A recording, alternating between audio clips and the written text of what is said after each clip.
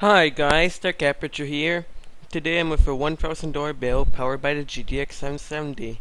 Now GTX 770 does consume more power than the 680, but it's also more powerful than the 680, so it isn't a complete rebranding, which you probably expect right now.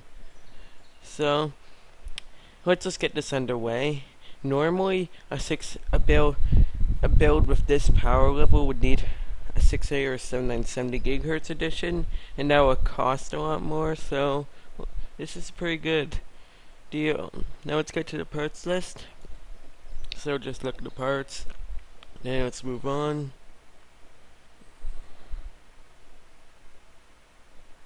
Alright, enough time. Let's just get to the first part of the build, the processor.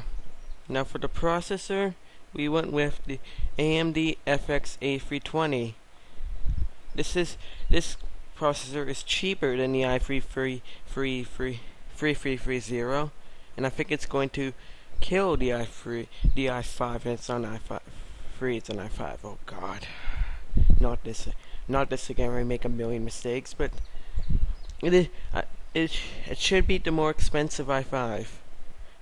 Not the i5 3570K, no, that will kill it, but that's also $50 more expensive. Yeah, this i5 we're talking about is $10 more expensive, and this A320 kills it. In fact, because I care, I'm going to passmark.com, and I'm going to see, and I'll be while I'm continuing to build, I'm going to take a look at the scores.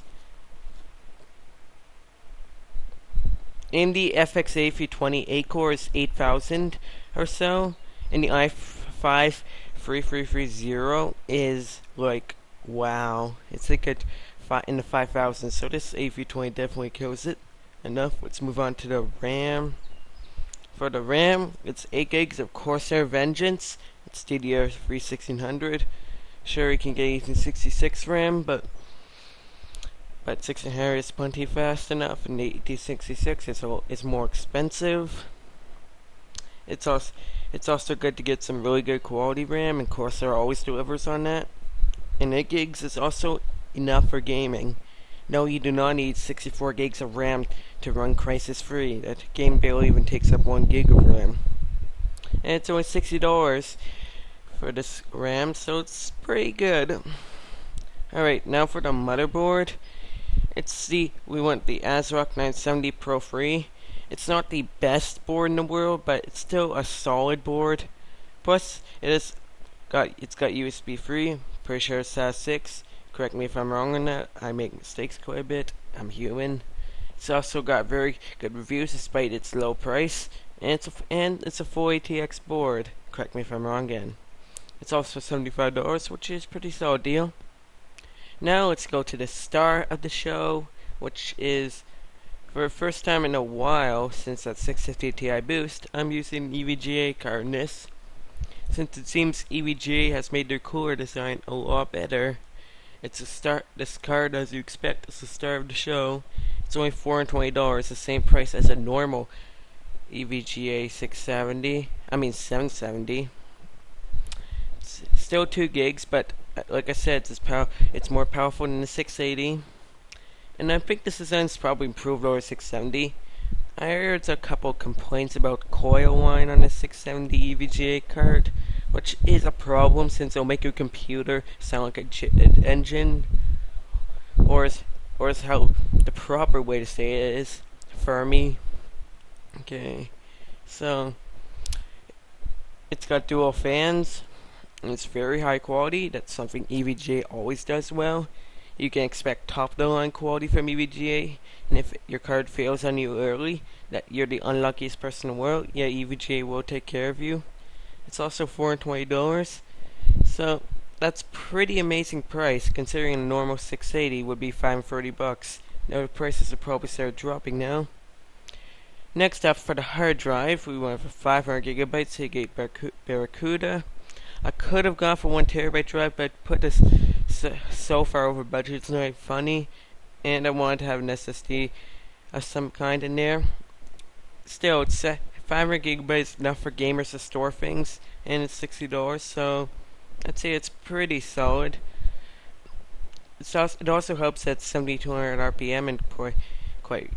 Did I say reliable? Please tell me I said reliable. Oh well, let's move on. Okay. Next up, like I said, an SSD, but instead of just a full-on SSD, just go for caching SSD to boost this 500 gig drive performance. I'm pretty sure my speed ratings are inaccurate, but they should be accurate enough to and be similar to what you're getting. It's also $50, and since I'm pretty sure AM3 Plus doesn't support SSD caching as well as H77, Z77 Intel chipsets do.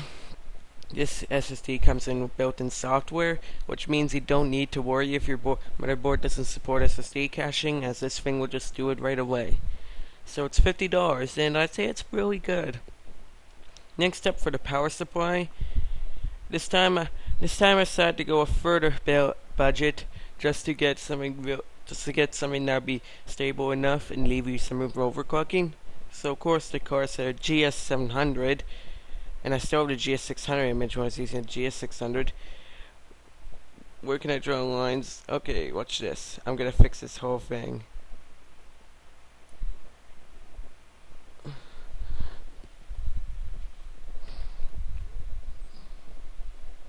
Oh god.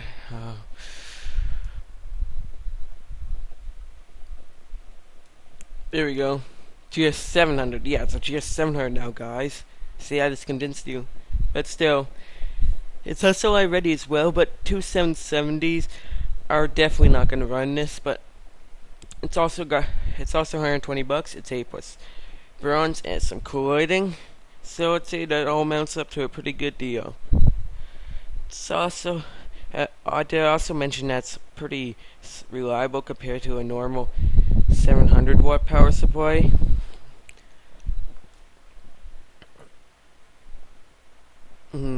There was always an XFX option, and I'm pretty sure FX power supplies are made by Seasong, which is amazing company. Seasong is the best, but something tells me if that 650 watt one is only $90, it may not be the same quality.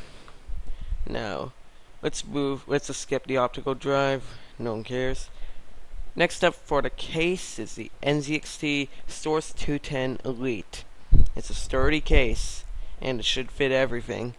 If you can't fit the graphics card of the hard drive bays in, just take the hard drive bays out. It'll be a little more frustrating, but it'll be worth it in the end, because you'll have a 770 in a $1,000 build. Then you'll bring your friend. Over sometime. He'll have like a $1,200 build. He'll brag about how he has a 680. He then say your $1,000 build has a 770, and he said, "What's so amazing about that?" Then they just slap him and run, and tell him. But first, of course, tell him that it's faster, because you're a nice guy. What, do you guys think I was gonna rip off Raise the World? Well, I kinda did, but whatever. And considering this, in the end, considering this case is $50, it's a sturdy case with good value, and has a USB 3 port and a USB 2 port and 2 headphone jacks.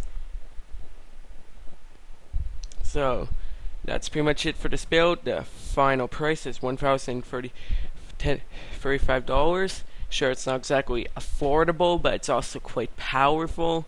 I looked up some benchmarks on, hey, guess what, Textiniket, aka Raise the World, they did some benchmarks of this exact same card. And the benchmarks were really good. You could fetch Crisis 3 maxed out with anti-aliasing and disabled at playable frame rate. So that's pretty much it. Subscribe to me, Dark Aperture, if you like this build. And goodbye. Okay.